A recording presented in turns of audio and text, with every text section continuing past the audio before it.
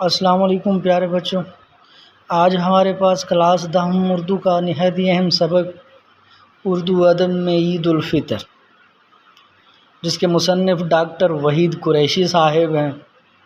اس سبق میں ڈاکٹر وحید قریشی بتائیں گے کہ اردو ادب میں عید الفطر کی کیا اہمیت ہے۔ عید بنیادی طور پر خوشی کا ایک استعارہ ہوتی ہے اور سارے شعراء عید کے موقع پر شاعری کے ذریعے، ادیب اپنی نثروں کے ذریعے اپنی خوشی کا اظہار کرتے ہیں۔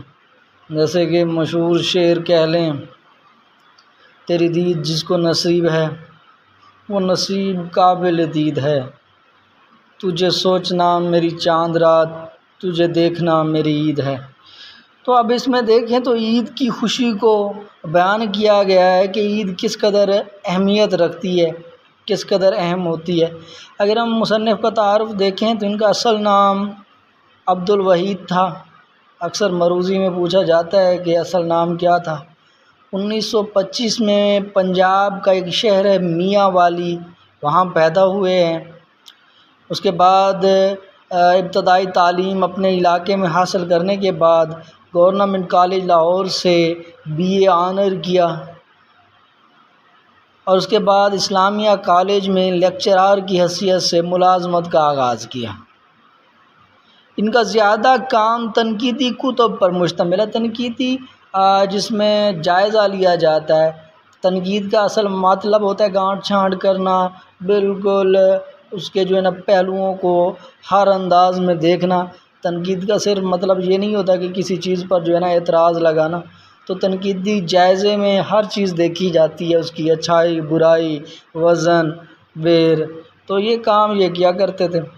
ان کی جو تصانیف ہیں اگر وہ دیکھیں تو پہلے نظر غالب ہے، اساسیات اقبال ہیں، اقبال اور پاکستانی قومیت، تنقیدی مطالعے وغیرہ شامل ہیں، اور بھی بہت سی کتب ہیں لیکن اہم یہ ہیں۔ وفات 2009 میں ہوئی۔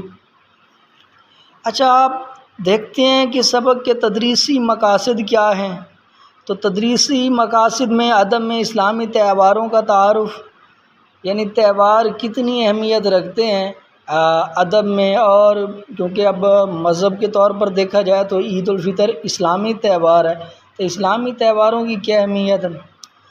وحید قریشی کے اسلوب سے آگاہی حاصل ہوگی کہ کیسے وہ لکھتے ہیں۔ اسلامی رسوم و رواج سے واقفیت حاصل ہوگی کہ اسلام میں کیا کیا رسومات موجود ہیں، جیسے ہماری عیدین ہو گئیں اور بھی بہت سی خوشیاں ہیں، جس میں عید میلاد ہے، اس کے ساتھ ساتھ محرم، چہلم، یہ بھی ایک طرح کے بڑے اہم مہینوں میں سے کچھ مہینے شمار کیے جاتے ہیں۔ تو اسلامی رسوم و رواج سے واقفیت ہوگی۔ مضمون اور افسانہ کی جو صنف ہے اس سے آگاہی، مضمون ایک خاص موضوع پر آپ اپنے خیالات کا اظہار کرتے ہیں، تو آگے ڈسکس کریں گے۔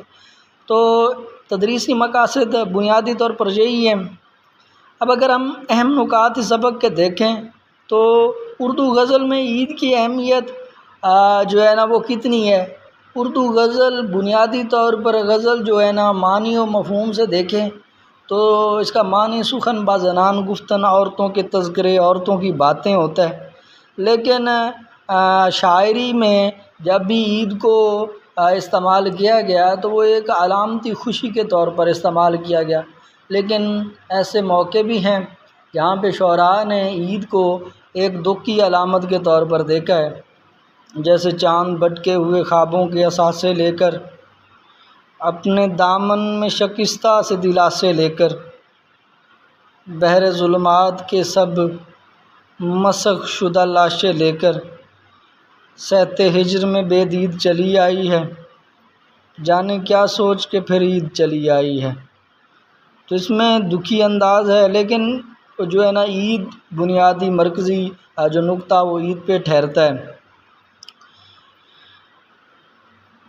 ہلال عید پر شعراء کے خیالات کی بات کریں تو شعراء ہلال عید پر اپنے خیالات کا اظہار کرتے رہتے ہیں، اور شاعری کو عید کے موضوع پر استعمال کرتے ہیں۔ اب آگے اہم پوائنٹ ہے 1857 کی جنگ کے اثرات جو ہے نا اردو ادب پہ، وہ کیا ہے؟ تو اس میں آپ دیکھیں گے کہ حالات تبدیل ہوئے، بستے گھر اجڑ گئے، تمام تر تہذیب جو ہے نا وہ لڑکھڑانے لگی۔ تو یہ ایک ایسی صورتحال تھی جو نہایت ہی پریشان کن تھی۔ تو وہاں پر کیسے ڈیل کیا شعراء نے؟ ہلال عید بطور علامت استعمال ہے، علامتی طور پہ تو خوشی کی علامت ہے۔ مختلف شعراء اور ادیب حضرات کا عید پر اپنے جذبات کا اظہار کس طرح کیا ہے انہوں نے۔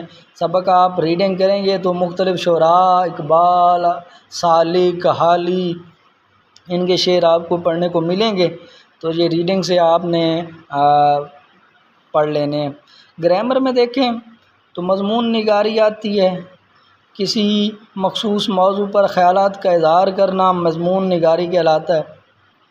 اس میں موضوع کی قید نہیں ہوتی، یعنی موضوع کیا رکھا جائے، لیکن ایک چیز ہے توازن و تناسب اور نظم و ضبط اس کے اہم تقاضے ہوتے ہیں۔ یہ ضروری چیز ہے، توازن ہونا چاہیے اور اس کے ساتھ ساتھ نظم و ضبط بھی ہونا چاہیے۔ اگر ہم اہم سوالات پہ جائیں تو عید پر شہزادوں کو یاد کرتے ہوئے یا شہزادیوں کو یاد کرتے ہوئے حسن نظامی نے کیا نکتہ اجاگر کیا ہے؟ تو یہ پوچھتا ہے پیپر والا، عید کی شاعری کا ہماری شعری روایت سے کیا تعلق ہے، اس کے بارے میں آ سکتا ہے۔ کون سی چیز اقبال کو عید کے چاند کی تصویر کشی پر مجبور کرتی ہے؟ تو یہ سوالات کچھ اہم سوالات ہیں۔ اس طرح یہ جو ہے نا سبق کے جو اہم نکتے ہیں وہ ختم ہوتے ہیں۔ آپ کا کام یہ ہے کہ آپ اس کی ایک دفعہ ریڈنگ کریں، ایک دفعہ اسے پڑھیں اور اس کا جو ہے نا خلاصہ اور یہ مشق سوالات کے ساتھ ساتھ باقی جو معنی ہیں انہیں غور سے یاد کریں۔ اللہ حافظ۔